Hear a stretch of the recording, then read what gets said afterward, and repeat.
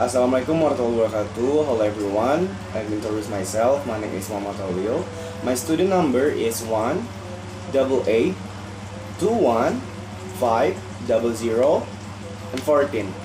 I am a student of Pancasakti University from English Education. Okay, in this session I want to explain to you about language sentence.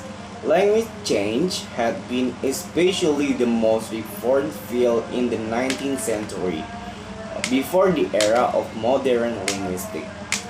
During the period, language historians reconstructed the prehistorical language, the proto-language, that they claimed to be of existence in the remote past, from which the language we find this day have evolved.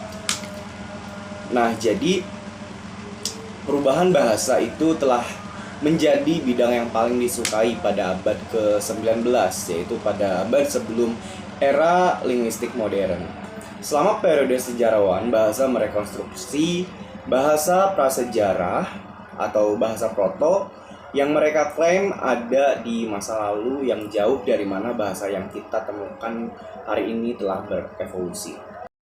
Okay, continue to how do language change spread? The first, from group to group. Change spread like waves in different directions, and social factors such as age, gender, status, and social group affect the rates and direction of change. The second, from style to style. From more formal to more casual. From one individual to another. From one social group to another, and from one word to another. The third, lexical diffusions, the change from one word's vowel of another. The sound change begins in one word and later on in another, and anymore. Nah, jadi bagaimana perubahan bahasa menyebar? Yang pertama yaitu dari kelompok ke kelompok. Perubahan menyebar seperti gelombang ke berbagai arah, dan faktor sosial seperti usia, jenis kelamin, status, dan kelompok sosial mempengaruhi laju dan arah perubahan. Yang kedua dari gaya ke gaya. Dari yang lebih formal ke yang lebih santai, dari suatu individu ke individu lain, dari satu kelompok sosial ke kelompok sosial lainnya, dan dari satu kata ke kata lainnya. Dan yang ketiga yaitu difusi leksikal, yaitu perubahan dari vokal satu kata ke kata lain. Perubahan bunyi dimulai pada satu kata dan kemudian pada kata lain dan lain-lainnya. Okay, let's continue to according to Holmes, there are three reasons for language change. The first is social status. The second, sex, and the third is interactions.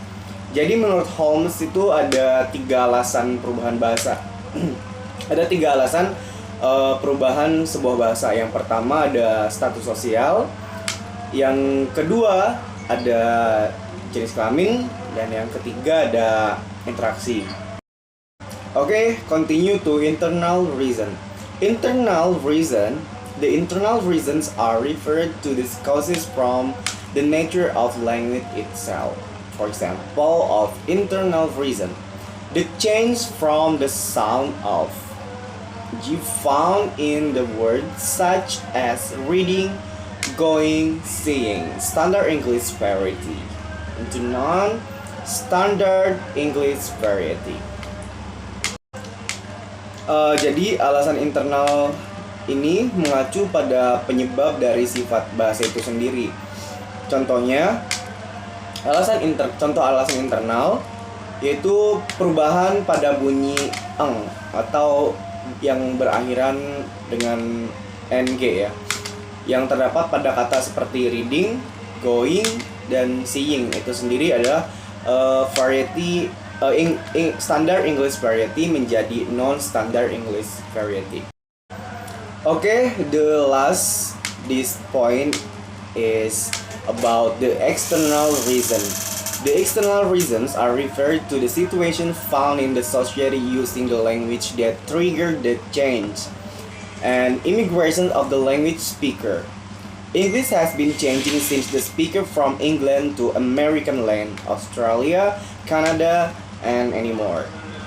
And the invention of technology, for example, computer device, the word mouse, the word www, World Wide Web, or surfing it means searching or visiting net sites. The economic and social values of a language. When a lot of people around the world believe that English has more economic value and social prestige, they will choose to learn instead of others.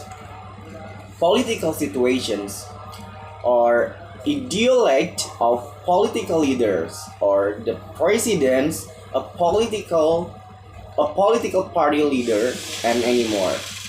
Sometimes evoke a change of language treatment of a variety of language used in society. Nah, jadi untuk alasan eksternal mengacu pada situasi yang ditemukan dalam masyarakat dengan menggunakan bahasa yang memicu perubahan imigrasi penutur bahasa. Sama dengan Inggris telah berubah atau bahasa Inggris telah berubah sejak penutur dari Inggris ke tanah Amerika, Australia, Kanada, dan lain-lain. Penemuan teknologi atau alat komputer, kata mouse atau kata www atau singkatan dari World Wide Web yang berarti surfing, artinya mencari atau menjunjung situs net. Nilai ekonomi dan sosial suatu bahasa. Ketika banyak orang di seluruh dunia percaya bahwa bahasa Inggris memiliki nilai ekonomi yang prestis sosial yang lebih tinggi, mereka akan memiliki untuk mempelajarinya daripada yang lain.